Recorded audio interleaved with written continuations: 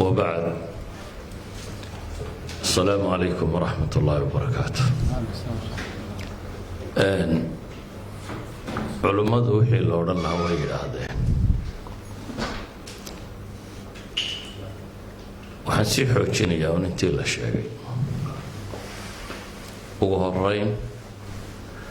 nabigu calayhi salaatu wasalaam wuxuu tilmaamay abghadu nnaasi ila allahi halaath ilaahay dadka ugu necab yahay dadka saddex weeyaan waa saddex dunuub waaweyn galay marka gaalnimadii waxaa laga yimaado abghadu nnaasi ila allahi halaath ka koowaad nabigu wuxuu ku tilmaamay mulxidun fi lxaram mid dunuubta waaweyn ku gelaya xaramka gudihiisii dembigu weynidiisuna waa dembi in xaramka ilaahay lagu sii sameeyaana waa dembi labaad kaasi wuxuu ka mid yahay buu nabigu yidhi saddexda ilaahay ugu necab yahay waxaa kaloo saddexdaa ilaahay ugu necab yahay ka mida buu nabigu tilmaamay mubtagin fi lislaami sunnata aljaahiliya qof islaamka dhexdiisa ku rabo wadadii jaahiliyada inuu wado dhaqamada iyo diinta ka soo horjeeday weli raba inuu islaamnimada sii dhex wado waa muslim islaamnimadiisi wuu haystaa laakiin haddana wixii jaahiliyadu ku dhaqmi jirto weli guntiga ku sitaa oo wuxuu rabaa dhaqankaasi inuu socdo waxa aad moodaa inagu ka soomaali ahaan dad muslimiin ayna abcan jaddin ahayn inta taariikhda Soomaaliyeed la garanayo dad Soomaaliyeed muslim bay ahaayeen Soomaali diin kala haysata maynan maqan inta muslim ha ahaadaane haddana waxaa jira dhaqamo diinta aad uga fog oo aynu dhex wadnay oo reeraheena iyo qabaa'ilkeena iyo dadkeena u ahaa xeerar dhaqamadaasi waxay keenayeen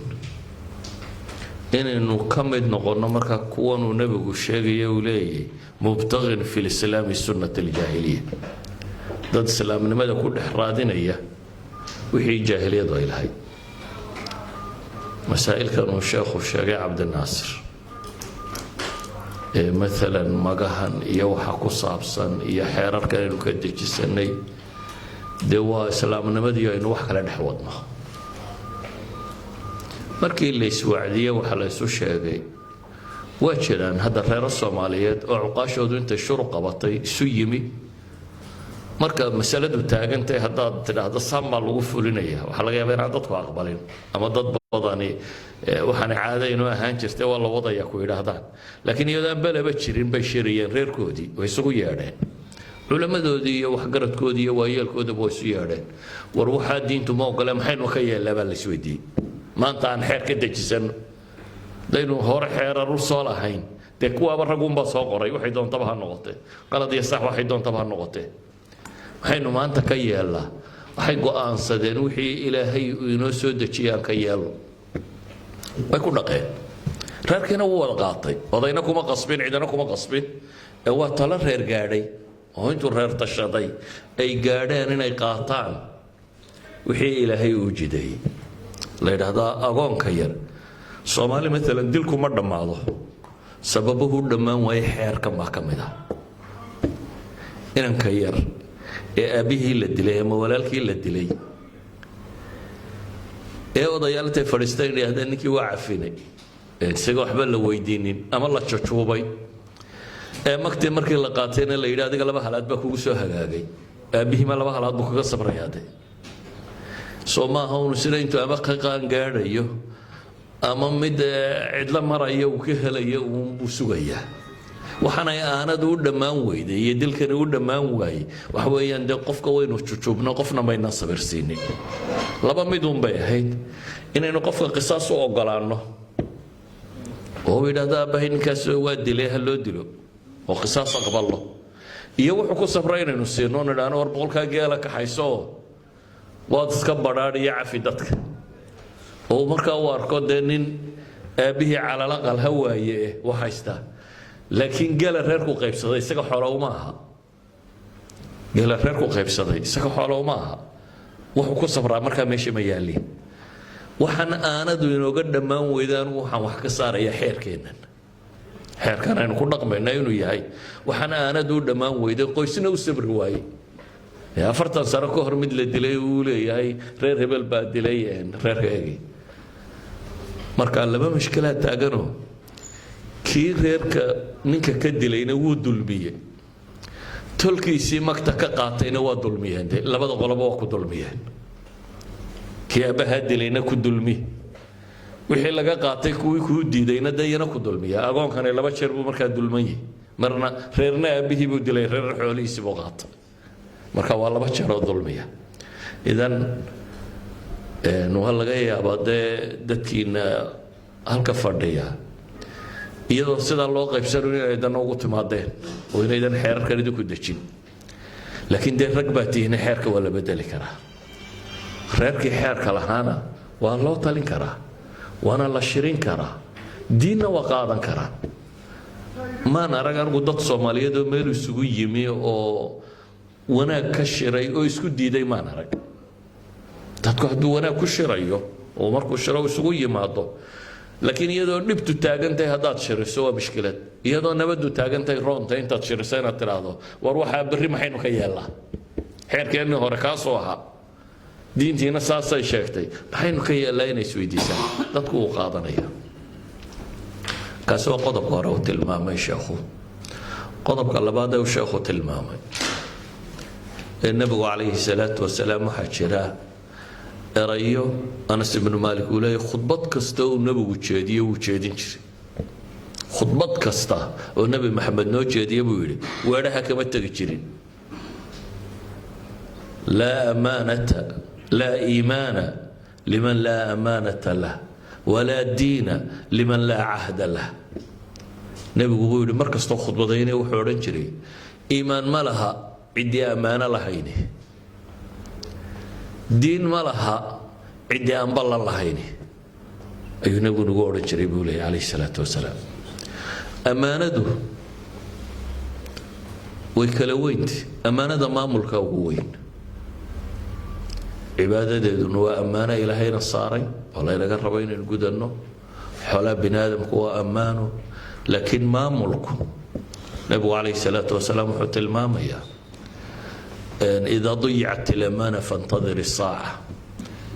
هذا أمانة لنطه قيامه هناك بالنبي مرة سيدة إليه رسولك سيو ضيع مساء إذا وسد الأمر إلى غير أهله ونبوة الماء أمانة واحد ضيعته مدان مضنين مرة ثلاثة الله سيئة ضدك مدح لو قدوا ما أنت الصومالي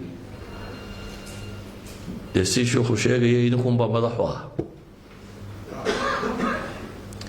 haddaad adigu tuug soo saarto iyo mid wax boobaya aakhiraadna waa lagu qabsanayaa waayo adaa boobka ka markhaati ah adaa rabay in wax la boobo minaadaad xoolahaagu u dhiibateen haddaad tidhi xoolaha ummadda ha loo dhiibo adigu maad u dhiibateen waxaaga ilmaadeer waatiin tol waatiin isku reer waatiin laakiin waxaaga umaad dhiibateen laakiin waxaad ogashay waxa ummadoo dhan in loo dhiibo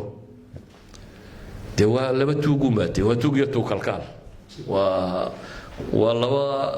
shaqada waa wada wadeen weeyaan runta markaynu isu sheegno haddaynu inagu daacad ka nahay dadka samahiisana doonayno waa samayn karaynaa waayo dadkaynu xilka keennaa dee rag ordayo hunguri wada waa kuu imanayaan waa hubaaltaasi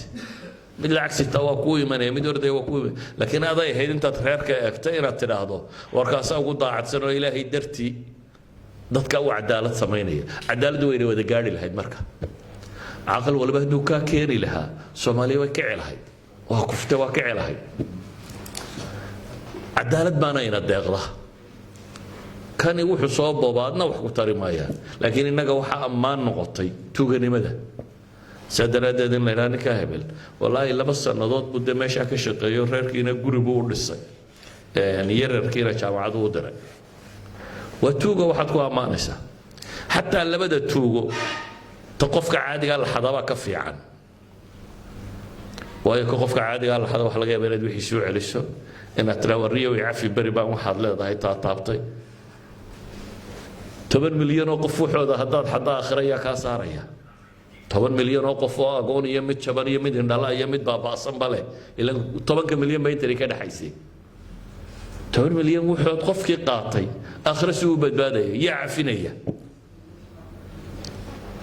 adiga waxaan ku yeelaa ama ka qaato waa ku soo badheeri karaa wariyo si ka caf waa ku celin karaa si uun baynu wada xaajoon karnaa laakiin 10 milyan oo qof wuxuu haday kugu tageen ilaahina wuxuu leeyahay waman yaghlul yati bima ghalla yawm alqiyaamah عدي وحضا قولوا وحولا لودليه هي عده وحكحضا اما فيقيه جهات كهذا اما مالك بيت المسلمين كهذا مو حضاراتو ومن يغلل با الى هير عدي وحضا ياتي بما غل يوم القيامه وهيدا توغدا ددوينو توغدا كلي way ka gadisantay wuxuu imanaya wixii uu xaday isagoo tuurta ku sida qiyaamaha kontonka sano dadku uu taagan yahay banka qiyaamaha la is xisaabinayo hadduu awr xaday dushu awrku ka saaray isagoo qaylinaya waliba waxay dhaahdaan xadiidku wuxuu sheegayaa awrku isagoo cod leh cabaadaya waayo dadka la rabaa in la tusiyo yowma alcardi ceebtiisu inay muuqato kii dhul xaday isagoo dusha ka saaran loo imanaya 7 ardiin iyadoo dusha ka saaran waxa calaamad u ah bay dhaahdeen qof kastoo tuuga noocaas galay isagoo tuurta ku sitay inuu yimaado waxaan leeyahay markaa war Soomaali ma dhibadna runta hadii la sheego dunida loo eego iyo waxa ka jira ma dhibadna laakiin laba ceebood baynu leenahay in farsamayn kari weyni laba ceebood baynu farsamayn kari weyna bay leenahay ceebta qabiilka ku saabsan hadii la wada wax soo door mid wax boobi kara inaad meesha geynayso hadii la yiraahdo cadaalad samee tolka inaad gar iyo gardarraba u heeliso waa dhankooda laga soo marin waxaana ahayd inaynu cadaalad xaqan ka balowno tolkaana inaad u cadaalad samayso dadka kale muslimkaana inaad u cadaalad samayso hadaynu qabyaalad xal u helno ama magteed ha noqoto ama xeerkeed ha noqoto ama say wax u qaybsanaysa ha noqoto ama cadaalad raadinteeda ha noqoto hadaynu xal u helno Soomaali xal waa u helina kalabaadna waa mid odayadii hore intaasi xal u raadinayna ku soo biiray oo balwadu dadkii hore way inaga waxyar way inaga adduun yaraayeen Soomaalida maanta joogta ka adduun badan Soomaalida hore odayaal waaweyn oo Soomaaliyeed baan xabsi bari ku wada jirnaa sheekeynaya marka waxa ka sheekeynaya magaalooyinku say ahaayeen iyagoo ciyaal yaryar in garow baa la karin jiray bay yiraahdeenoo fuudka garowga ka soo hara ayaan weydiisan jirnay kuwa hudheelko fuudkaasay dooxa nagaga aasi jiray bay yiraahdeen fuudka xataa noo diidi jiray fuud garow ayay naf bidayeen Soomaalidu maanta xoolo badantay maanta maalay ka xoolo badantay ma jirto in kastoo problem haysto laakiin Soomaaliga hore cunada ceeb buu yaqaan عقولنا قاچو كدور بدي جري isagoo baahanna wuu seexan jiray ninka waayeelka ama ninka wax garadka ama qofka magacaalihi isagoo waxba afka saarin cunaduna kuma badnayn oday Soomaaliyeed odayadii Soomaaliyeed ka tiri jiray waxa la sheegay oday baan ku yiraahday suuq gamaad iska deysay dadkaas ugu yiri hebel nin la yiraahdo oo reer hebel u ahaa odaygooda bisha Ramadaan buu ugu yiri bisha Ramadaan oo dhan laba wasaladood oo hilib iyo 8 koob oo subag u cabi jiray buu yiri shanayta hore neef u qali jiray wasalad buu ku cuni jiray inta ku xigta koob subag u cabi jiray ninkaas koob subag u cunay intuu ka dhigtay iska seexanay aanu dan ka lahayn oo soomay waxaan uga dan leeyahay iyadoo baahidu taalo ay dadku asturnaayeen hadda bini'aadamkii baa wada baahi laga dhigay balwada inoogu darsamay balwadaas waxay keensatay qofku wuxuu haystaa inaanu ku filayn wax kastoo agtaada yaala inaanu ku filayn waxa laga yaabaa maanta lacagta moobilka aynu ku bixinaa inay reer masruufi jirtay 30 sano ka hor 40 sano ka hor lacagta maanta aynu moobilka ku isticmaalno kharashka moobilka aynu ku bixinaa inuu reer masruufi jiray dadku markuu wada baahi noqday isla markaana dhaqaale ku filan baahidan oo dhameeyanu jirin waxaa batay laaluushkii iyo musuqmaasuqii iyo wax isweydaarintii iyo ammaanad darradii iyo waxa kan waxaa inagu sii daray maanta khamri qaad xashiishad soomaaliya wax walba hadda waa cabtaa waagii hore soomaaliyin yar baa waxaan cuni jirtay anigu waxaa soo gaadhay magaalooyinka waaweyn soomaaliyeed oo 3 laan loobar yimaadaan 3 laan loobar buuqaadka gobolka burco oo dhan soo gala ayuu ahaan jiray maantana wadada markaan maro dhowr iyo 10 gaadhi oo tareella ah bay dhaafo qaadsida waa 2-3 saacadood aan meesha sii socdo intii waaga intaanu bariyin martay iyo inta galka dambe maraysa waxa marka laga yimaado waxaana Soomaaliya cunaysaa meelibana meesha galbeed ka sii xigtay kaga sii badantay way soo dhaafto hadda magaalooyinka qaad cun yar baadiyaha xun kulli gobolada aan ka yimi baadiyaha ka liita magaalada dad badan oo waayeel oo waaweyn oo wax garad oo aan qaad cunayn baad arkaysaa magaalada waxa laga yaabaa dhalinyaradii jaamacaadka oo dhan oo intooda badan aan qaad cunayn baad arkaysaa laakiin baadiyaha 80 jirku u qayala oo sigaarku cabaa dhalinyartoodina khamriga cabtaa geelasha khamri lagu hor cabaa geelasha Soomaaliyeed baa khamri lagu hor cabaa dhul badan oo Soomaaliyeed dhalinyarada qayb waxaan uga dan leeyahay markaa xumihii wuu soo kordhaya iyadoo baahidii sii badanaysa haddana xumihiina soo kordhaya balwadu hadday meesha timaado controlku wuu lumaya markaa dad wax booba iyo dad wax hada iyo dad wax dhacay way qofkii balwad ka dambaysa balwadahana dee dadkii idinka u madax ah sidii loola dagaalami lahaa ee loo joojin lahaa ama loo yarayn lahaa horta dee waxa qudhay lagu joojin karaa waa diin dadka hadday diini gashana wuu joojin nabi maxamed calayhi salaatu wasalaam askar ma qoranin xabsiya ma samaysanin waxba ma samaysanin carab oo khamri ka dharagtana wuu yimi 15 sannadood ee horena way cabayeen ee islaam laaha 15 sannadood oo islaam layay oo la tukanayo oo la soobayo hadana cibaadaadka labada hadana khamriga la cabayay waan la joojinin laakiin mar qura la yiri ka fogaado iska daaya dabeetana eraygaas ku filaaday askarna looguma yeedhin cidna looguma yeedhin dadka hadaynu diin geelino oo wax barro oo iimaankooda xoojino balwadan waynu celin karaynaa waa celin karaynaa hadaynu dawladda ha ku taageero waa yarayn karaynaa qaanuunku uu yarayn karaa oo ma joojin karo waayo waxay yiraahdaan shay market leh inta shay suuq haysta inta suuqu jiro cid keenta la waayay maayo daan maanta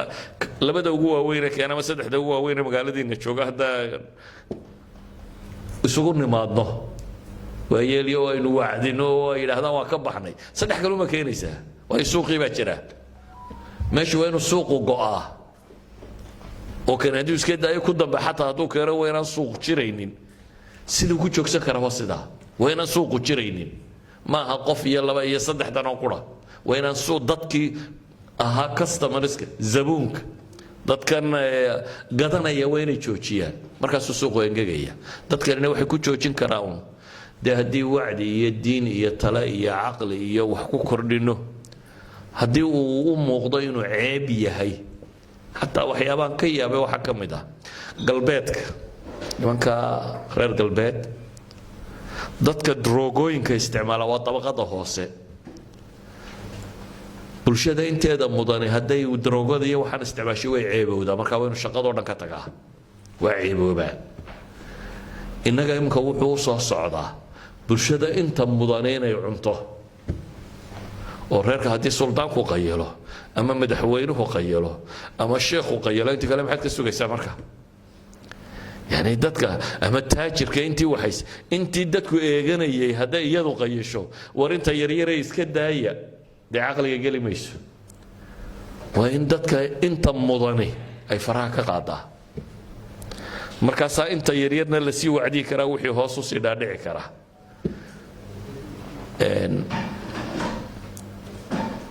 ددوا وين ملات المام وبقف لنا هذا البضاني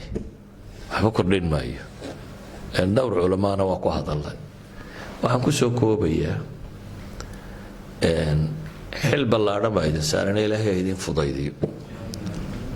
dhibaha dadkeenna haystaana ma yaree ilaahay inaga kor qaado laakiin dadkii wuxuun samayn kari lahaa ma dhibtaa yarayn kari lahaa waa innaga oo kaashana ilaahay sharcigiisa iyo dadkaynu u talino oo aynu talada wax ka siino la wadaagno oo wanaagga ugu yeedhno way aqbali doonaan haddaynu inagu noqono kuwa wanaagga horseedaya sala allahuma calaa muxamedin wacala alihi wasaxbihi wasalam walxamdu lilahi rabbi alcaalamiin لله رب العالمين والصلاة والسلام على سيد المرسلين وعلى آله وصحبه وسلم تسليما كثيرا وبعد odayaasha dhaqanka nabadoonadan halka fadhiya iyo culimadaba dhammaan waa idin salaamay assalaamu calaykum waraxmatullahi wabarakaatuhu aad iyo aad baanu idinka mahadcelinaynaa imaadka noo timaadeen oo noo shirhayseen oo halkan madashan fiican noogu timaadeen khayrka inaad dhagaysataan oo culimada kalimaadkooda maqashaan aad iyo aad baanu idinka mahadcelinaynaa oo idinku ducaynaynaa allah khayrka ha idin waafajiyo waxay la tahay xilkiinnu madaxtinimadiinnu madaxdu waa nooce waxaa tii nooca aan dhicinba nabadoon isim qolyahaasi lobina laguma kiciyo doorashana mala laguma rido hada riday qolaha alla kiciyo waxaan siyaasadda socdaa iyo kuma jiraan marka geeri baa idinka kaxayso halkan shaqada haysaan waa shaqo geeri idinka kaxayso taa macnaheedu waxa weeyaan waa xil joogto ah oo cumri ah waa xil intaad adigu cumrigaaga u nool yahay reerka adaa madaxu ah marka runtii waxay u baahan tahay markaa inaad xilkaas si xoogna loo dareemo oo mas-uuliyaddeeda la fahmo oo waa haysaan oo saadee sheekh muxumed u sheegeenba intii burburka waddanka ka dhacay dadka ku hawlanaa wax badan oo nabadayn iyo isu soo jiid iyo heshiisiin iyo qabaa'ilka iyo ummadda iyo bulshadaba wax badan baa haysaan waxay u jiraan soomaali sumal baraar kuma jirin bay odhan jireen marka dhaqameedku nimanka dhaqanku dadka waa ka horeeya maynu odhan karaa qolo walbana lagama waayo naqsi ama culimo ha ahaadeen ama dhaqameed ha ahaadeen marka haddaan ku soo dhowaado waxaan leeyahay ilaahay subxaanahu watacaala xilka kanu idin saaray waa xil weyn xilligii rasuulkana waa jiray oo dad qabaa'ilka madaxu ah oo xilkooda haya mas-uuliyadda diintuna iyo islaamka iyo ummadduna qolo wadaada iyo shaqooyinku meel kale leeyahay nimo meel ka hayaaye xilku waxa weeyaan in laga shaqeeyo bulshada maslaxadeeda ummadda danteeda diinta dhan waxa loo soo dejiyay ummadda danteeda in lagu ilaaliyo iyo diinteeda iyo adduunyadeeda in lagu hagaajiyo baa diinta loo soo dejiyay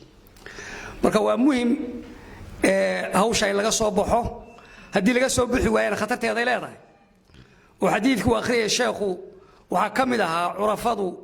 ama ragga madaxdhaqameedka ah ee xilka haya hadday xilkooda ka soo bixi waayaan oo eex sameeyaan oo wax isku diraan diradira keenaan oo sharcigii baal maraan oo dhaqan xumo sameeyaan walcurafaau fi nnaar baa rasuulku yidhi curafadu naartii geliyaan macnaheedu waxa weye waa kuwee waa kuwa aan maxaanku dhahaa samaynaynin sidii loogu tagay aan u soconin ee qaldan curfaduna de waxa wey madaxdhaqameedka way jiri jireen waqtigii rasuulka nin dufayl camri dawsi la odhan jiray oo qabiil dhan haysta baa soo galay islaamka markaasaa la warardo reerkaagii rasuulka reerkii dir buu yidhi reerkii buu qabtay waa ku dhaga adeygeen oo diintay qaadan waayeen wuu soo noqday oo rasuulka nimankani reer daws baraka ma lehe habaar buu yidhi rasuulku raxiim buu ahaa laqad jaakum rasuulun min anfusikum casiizun calayhi maa canidtum xariisun calaykum bilmu'miniina ra'uufu raxiim aad buu u turi jiray oo dadku de inay naar galaan ma rabo dadku inay hagaagaan buu rabaa rasuulku salawatullahi wasallam gacmuu kor u taagado markaasuu allaahuma hdi dawsan ilaahu reerkaa reer daws soo hagaaji soo haday buu ilaahu soo hadiye oradoo noqo shaqaada qabso ya waatini bihim waa ku noqdo markaa soo jafayday intaasoo beeloodba soo gashay diintii taa macnaheedu waxa weeye madax dhaqameedku wuxuu ka shaqaynaya diintu ka shaqaynaya bulshada reerkiisu nin waliba reerka u xil saaridoo keliya magta in la uruuriyo iyo qoomaha iyo waxaasu keliya ee waxaad u xil saaran tahay reerkan wixii diintiisa iyo dhaqankiisa culimada oo la kaashanaya marka qodobadan ku soo dhawaanay kow waxaa ah inaad la tashataan had iyo goor reer waliba dee culimu leeyahay culimadaada reerka inaad garab ay ku noqdaan oo hawlaha aad qabanayso hadii goor culimadii isku lamaan yihiin waana saa la rabo iyo odayga reerku inay isku xidhnaadaan si tala fiican u hesho waamuun waxaan ku taleeynaa sal la socotaa inagu Soomaalidu xogaa dhaqan baa jira wax badan oo shariicada khilaafsan waa jiraan wax badan oo wanaagsan waa jiraan dhaqamada khaladka ka jira waxa kamid ah maktaasa loo bixiyo maktu ilaahay baa kitaabkiisa iyo sunnah ku cadeeyay arin ma qofku soo dooro ka yeelayo hatta geelu noocu yahay la kala qaadanayo waa shariicadu qeexday oo diilka saa la socotaanba waa saddex nooc oo qof camdi wuxuu dilay macnaheedu waxa weeyaan wuxuu qaatay qalab wax lagu dilo qaatay qori buu qaatay toori buu qaatay wuxuu ku dilo doonay qofkaana waa doonay inuu dilo ka waxa la yiraahdaa camdi baa la yiraahdaa oo kasb wuxuu dilay shariicadu xukun bay ka dhigtay oo waxay leedahay ninka noocaas oo kala ah waxa taladiisa la cidii uu dilay dhaxalkeeda cidii lahayd baa taladeeda leh qolada talada loo dhiibay ee dhaxalka leh dhaxalka waxa weeye ninkii dhintay la dilay cidii dhaxalkiisa lahayd baa taladeeda leh ee talweyne korbu ka joogayaa iyagu talweyne shaqo kuma leh qoladaas oo soo tashado wax ka yeelisaan isaga gacanta loo gelinay iyaguna wax xaq u leeyihiin inay qisaastaan xaq bay u leeyihiin inay cafiyaan xaq bay u leeyihiin oo wax ka qaadan inay yahan waa sarifanaynaa mag noogu bedela shariicada magteedina loo keenana xaq bay u leeyihiin magtaasina ila qof dhan baa meeshii ka baxay waxa raba caruurtii iyo ubadkii wax ku qancaan shariicadu marka wax ku qancaan baa ilaahay u dooray oo maxay tahay waa boqol halaad oo nooc kale muunad gaar ah leh afartan waa rimay baadigeela u fiirsada afartan waa rimay soddon qaalmood waa afar jiro soddon qaalmoodna waa shan jiro waa isku imisa waa boqol ninka inta hal maxad ma saaga loo soo tubo afartan rimay ah soddon qaalmood afar jiro ah soddon qaalmood shan jiro halka loo soo tubo waxay tahay meel jilci ma kaasuu gacan ku haynaya quruxdiisa baalkaasi wanaagiisa geela maxaa geela loogu dooray waxa raba qof baa meesha ka baxay waxay ku ilaawaano fiican oo qiimo gal ay loo keeno waa nooc kamida maaragtay maktala bixiyo iyo dilku nooc yahay marba wuxuu noqdaa wax la shibcandi oo kanu eego wuu raba qofka inuu wax ku dhufto rabay wuuna doonay laakiin waxa uu adeegsaday uu isticmaalay baan aalaaba loo dhiman waa ninka macalinka doono u yaro xawra intuu qaatay arday yar edbiyo ilaahay tiisu ka dhigayba siyar baa moogtay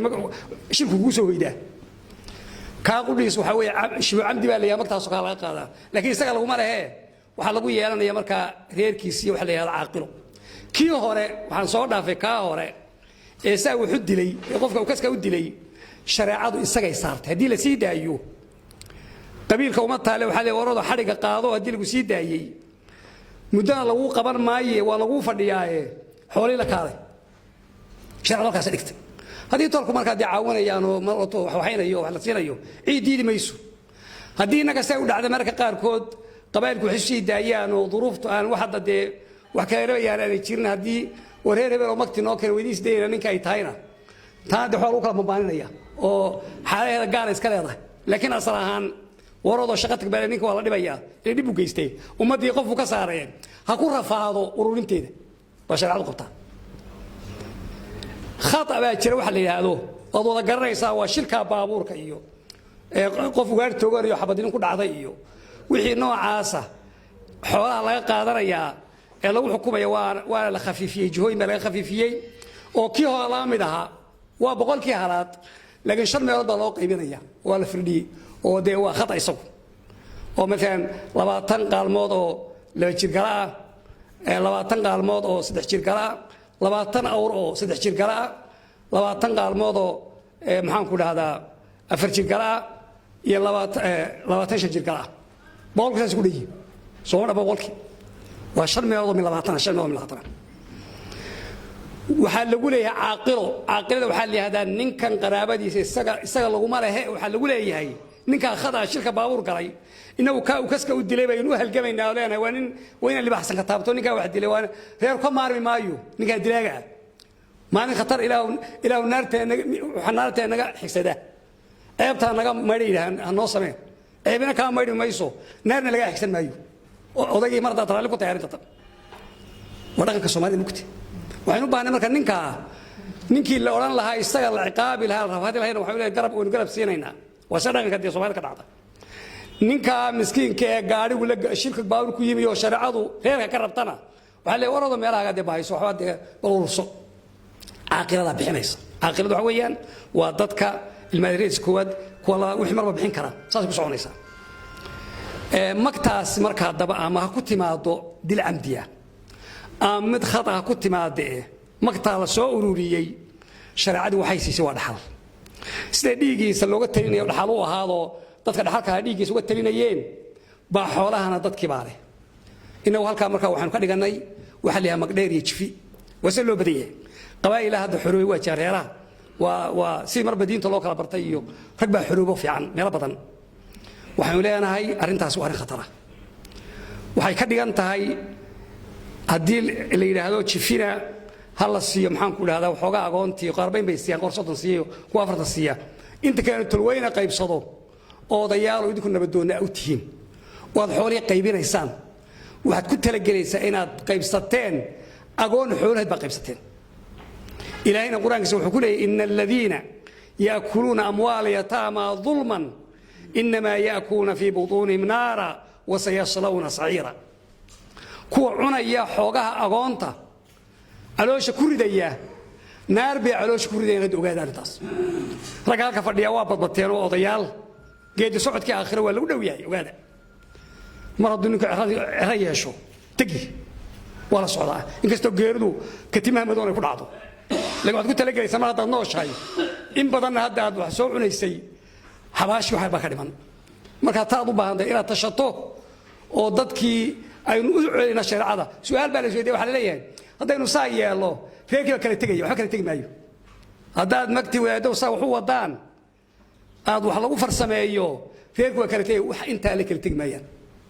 reer badan hawshii bixiyey waaba ku tanaadeenoo markaad shareecada qaato ilaahay baaba kaadin waxa laga shilbay aan kugu dhicinba sharcigaad qaadatay ilaahay ku sooraatay xifdi ilaahay baad ku jirtaa احفظ الله يحفظك احفظ الله تجده تجاهك إذا سألت فاسأل الله وإذا استعنت فاستعن بالله إلهي إله شو إله باكو إله نية ورمسلس عن وضياره إلهي إله شو إله باكو إله نية الدونك وحاتي ما ديو كلجا إله باكو يري أديو قاوم بالا مرة لو وحده كفن لو وحده دونا إلهي إله شيء بيسوى حويان وحي إلهي كوتشي الشرعي بخير من كوتشي شركة يرانية كبوا بهرير كمرة ودقيسان baqdintan shaydaaniga ah shaydaanku oranayo wala kala yaacaya waxa la kala yaaci maayo mid kale ninkan hadda caruurtii aabahan qaatay xoolaha iyo inta maartay wax garadka ee laga yaabo anagu weli caruur joogin dadku wuxuu siisanayo ciididi mayso wara tolka de waxna siiyo xogaa bal noga dhib xoolahaagi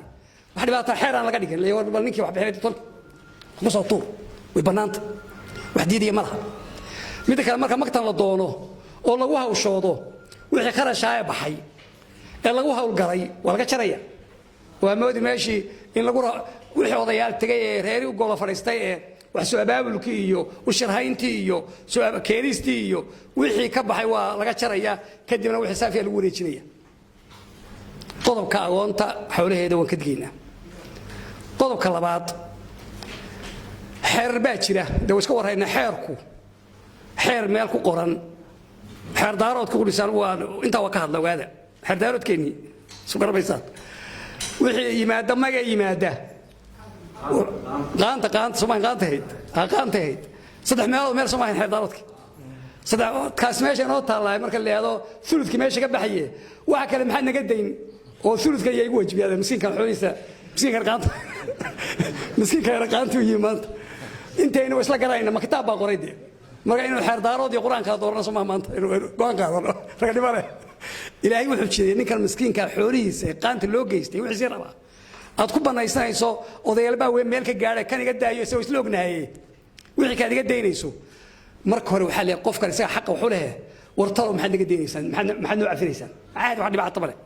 qofka wuxuu isoo cafin karaa laakiin xeer looga dhigo laga qaata ninkii qaraar meel ku yaalan shariicada ilaahay qorin arintaas arin halis weey laakiin cafis waa laga dalbi karaa war wax naga daayo wala soo dadkuna way fiican yihiin alaaba wuxuu isu daadayeen cafisku waa fiican yahay marka intaynu ku dambaabi lahayn oo qaanuun meel ku qoran oo xeer aynu ku naargeli lahayn berito heshiisyada ay wixii lagu isku afgarto oo dadku ay labadii salaaba bay ku fiican tahay marka taan runtii aad iyo aad baan isna insha Allah waan diin uga bixinaynaa waxaan kaloo ku dari lahaa bariyahan baashi siyaasadda loo oran jiray dewaatan la yiri 4.5 wax loo qaybshay ummadii qabiil laga dhigay baashiba waxay noqotay cidii jaga doonaysa xil qabanaysaaba idinka idin soo maraysa ya nin kastoo la yiraahdo xidbaanow hebelow halkan soo mariya oda u fadhiya hawl halka in lagu dhameey ahayd oo dad iska lahayn dawlahayd ba hoos loo soo celiyay arinta dib badan ba ka yimi laba wajib oo aan ka hadlaya mid waa mid haddii ba ilaahay ba keenay arintii inaad ka talisaan waxa waajib ah qofka ugu munaasabsan dadka meesha jooga ee waxaan doonaya ama idinku u xushaan reerkii laga dalbalay warnin xilbaan ay yeelateen soo xula qofka dadka ugu wanaagsan soo saara haddii kale ummadii waa dulmideen inaga dhaqanka Soomaalida waxa ah warnin meesha waxay nooga soo jafi karaa meeshan niska miskiin oo sharac waxay lahayn iyo Soomaali waxa ka hadlaya Soomaali isku darsatay reerka wuxuu keenayay nima reerka wuxuu keenay muxuu sheegay marka barnaamijkan wuxuu ku salaysan yahay reerka in wuxuu soo dhacayo wuxuu soo abaabulayo waxa abaabulaya rabnaa laakiin mashruuc hadduu noqdo Soomaali war meesha dadkii galowba cadli reerku dadku kamid yahay Soomaali wanaagsan waa kugu filandii haddii Soomaali noo ficnaato oo dalku ku hagaago oo ummadu cadli hesho oo wiilkaga cadaalad ka shaqeeyo oo ummadu isu keeno kala noocaas isu tagaan intaas kugu filan adiga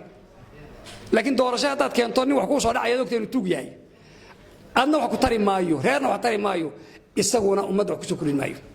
halka waa in cadaalad la fiiriyo oo lagu doortaa muwaasafaad iyo tilmaamo muayyan oo garan kartaan qofka fiican qodobka labaad laalush baa bilowday meesha waa la baratamay wala shaqeynaya rag baa doonayay ku soo baxaan sheebka gacanta la gelinaya waxa leeyahay hadii doonayaashii arbarka xisaab soo bandhigo baniyaadku dad iska tamar dariyay wasaaradana iska jirtay wax la'aan iyo duruufo iska adag marka wuxuu leeyahay rag badan in ilaahay dhowray mooyaan hadeen dadka maagine rag baa deel toolanaya oo maartay hawr basamaysto le maartay baahiye maxaad haysaano hoosos baa loo xashaqaya laalushkan ka hadlay laalushkan iska ilaaliyo laalushkan iska ilaaliyo waa khatar arintaasi rasuulku sallallahu alayhi wa sallam لعن الله الراشي والمرتشي والرائش بينك لا لك بحنا كقادنا ككدع شقينيا انت برسوق نعذر arintana waynu ka digaynaa in xaraan la qaato waxyaabo lagu rugumanay bulshadeenu waxay u baahan tahay maanta wax badbaado u baahan shacabkeenu waxaan ku tarin lahaa oo kale ku darayaa waxaynu u baahanahay ummadii Soomaaliyeed dhibaato dhex martay waa la kala firdhay waa la googo'ay siba wax kala daadsan yihiin xilka idin saaran waxa kamid ah in laga shaqeeyo ummadda isu keenkeeda ummadda midnimadeeda ummadda horumarkeeda ummadda in isku soo celiyo inaad dowrkiina qaadataan oo raggan siyaasiyiinta aanu dirsanay hawlaha loo diray inay iyagu say doonaan bay naga yeelaan ummadda ka yeelaan sax maaha dhaqamadu ragga dhaqankuna iyo wadaadada halka iska tagtayno anagu halaabay la weydiin ragay inagu dul doobiyayaan wax sax maaha dowladda inay saa wadanku ahaado talaxmad ay ka mid tahay marka inta shub wanaagsanaado oo dadka xilka ayaa la taliyo oo sida wacan loogu sheego wax si badbaado ummadu u hesho Soomaali dhibaato haysata xoog leh